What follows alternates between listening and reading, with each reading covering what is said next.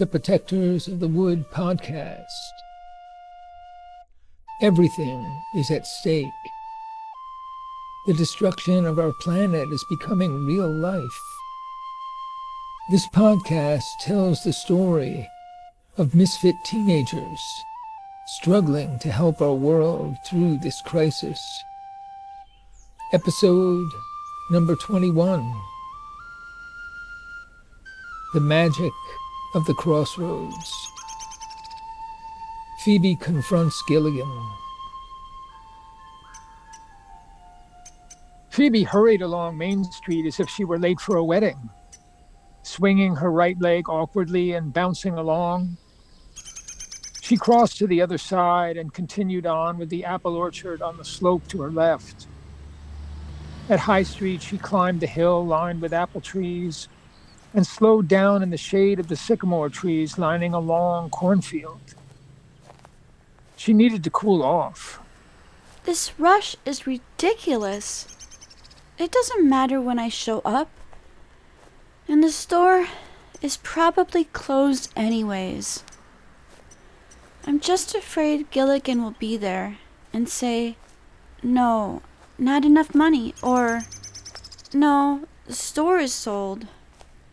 The trouble is, I've got no plan B. That's what I'm afraid of. But I have to try. The toy store may be the smallest of the small things in this universe. But it's my small thing. And the Green Man said, every small thing matters. The image of George flashed back into her mind. Oh no! What about George? If I get the job that he lost, how can I even speak to him? Well, I don't have time to worry. There's the church, and I'll be at the toy store in a few minutes. Phoebe reached Bridge Avenue and took a right. She sat for a minute on a bench in front of the office of the Middletown Standard, the venerable and only local newspaper. Nearby sidewalks were all deserted. Her tension grew. She could almost touch it, the magic of the crossroads. No one can know that moment in advance. It must be lived. Suddenly, she heard the roar of a huge 18-wheeler coming up Hobart Avenue behind her. It turned right on Bridge Avenue and passed directly in front of her. She wondered if the colossal truck could make the turn on the narrow street. The cab bounced one wheel up over the curb in front of the church and straightened out to finally roll to a stop in front of Scudder's Market, taking up more than a whole lane. She read the words on the enormous container as it went by. Arma Agricorp. What is Arma Agricorp? Do we need it? We're surrounded with farms.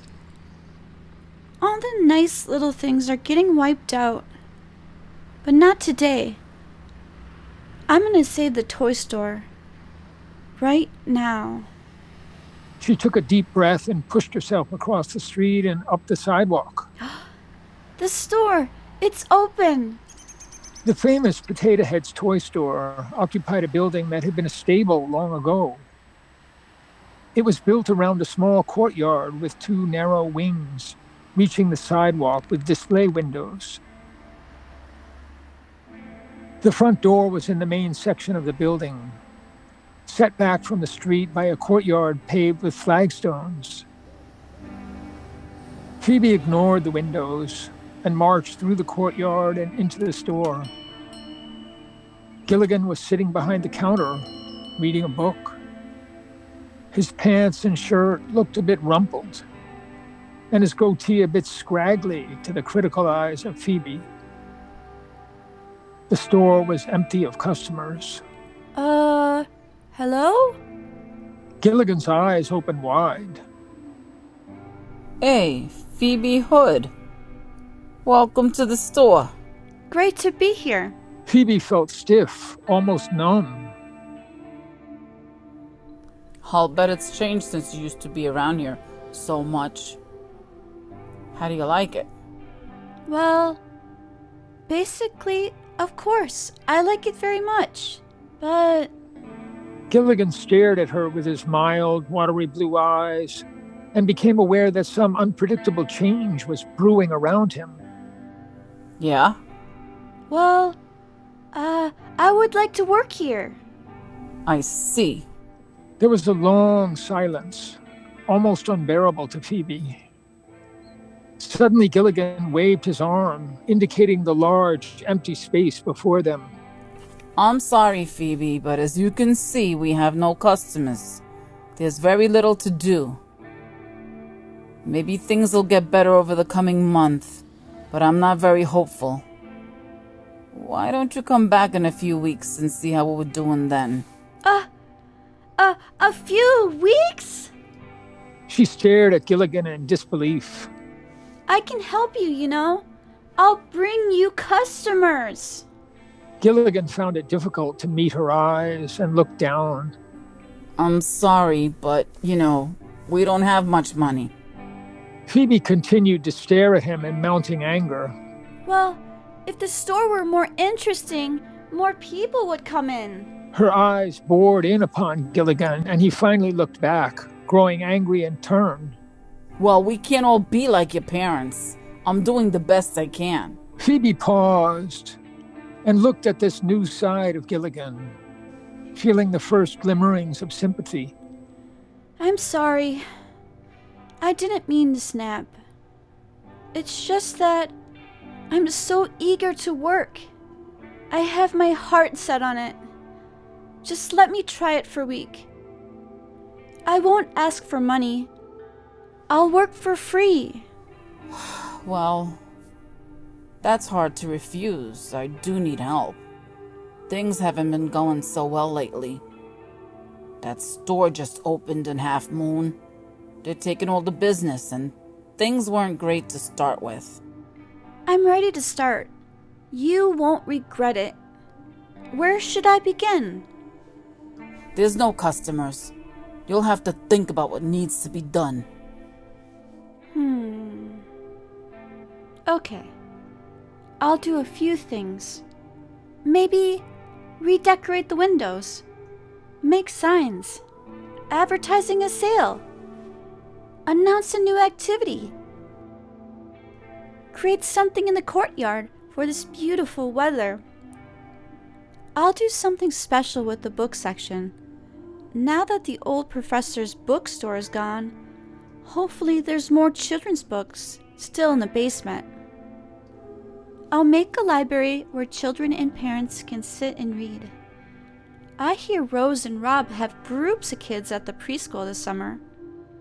I'll call and invite them for a visit. Gilligan stared at her and waited to see what would happen. And so, Phoebe got to work, feeling almost as if she were dreaming.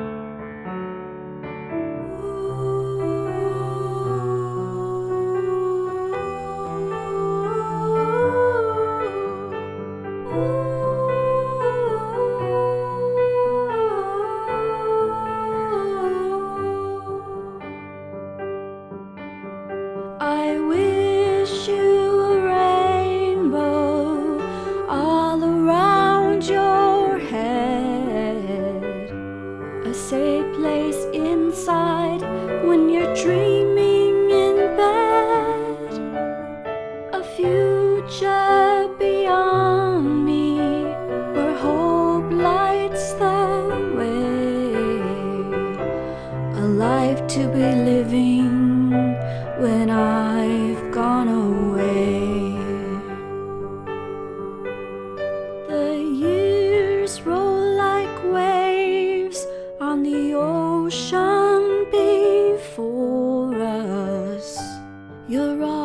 off in your boat with your sail in the air. My heart, it goes with you like a hand on your forehead. More precious than gold is each strand of your hair.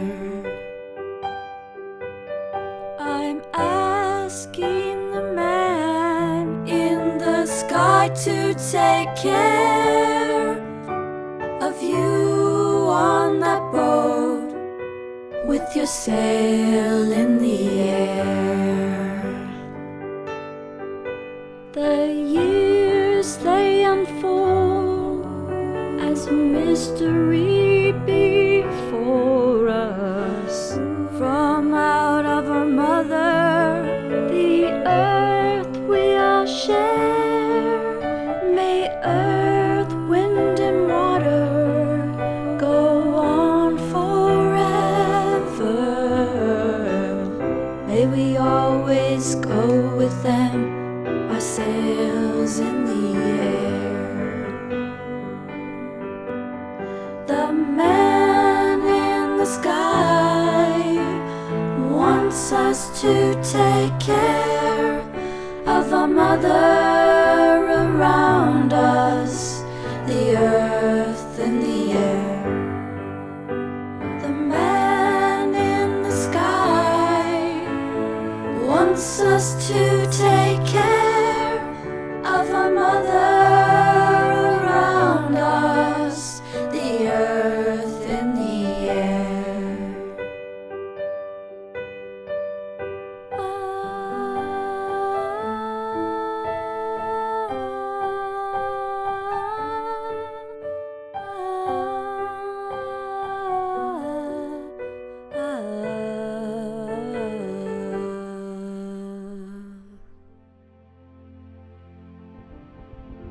Thanks for listening to the Protectors of the Wood podcast.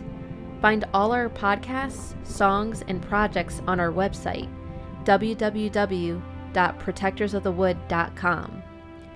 And to all the eco-warriors out there, remember that everyone can make a difference and every action counts.